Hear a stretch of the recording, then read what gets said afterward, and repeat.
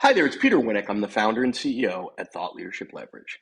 And today I wanted to share with you some highlights, if you will, or maybe they're not exactly highlights, of a couple of conversations I've had over the last couple of weeks that kind of surprised me. So, in all of the instances, there were two or three, I was speaking to folks about the importance of developing a viable strategy that would enable them to better leverage, scale, monetize their work, right? That's kind of the core of what we do.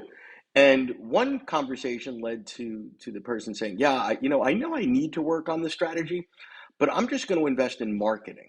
And it kind of took me back, and I said, "Okay, well, what are you marketing, and to whom? Like, what's the underlying strategy?"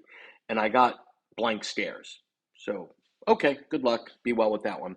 Second conversation I had was with someone, similar conversation. Hey, doesn't look like things are moving as quickly and easily as they could be for you. The work is really good, but getting it to market's a bit of a struggle.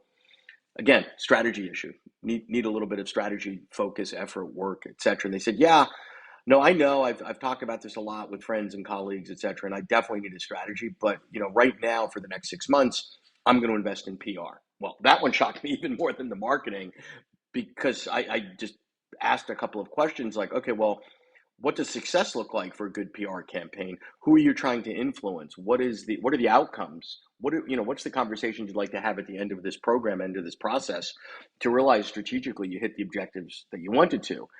And again, nothing. It was sort of the blank stares of being enamored with PR. So again, there's lots of things that we can do. There's lots of tactics that we can deploy and things that look slick and sexy, etc. But without the foundational underlines of a solid and viable strategy, I would question the impact that they're going to have, and more importantly, the return on your investment.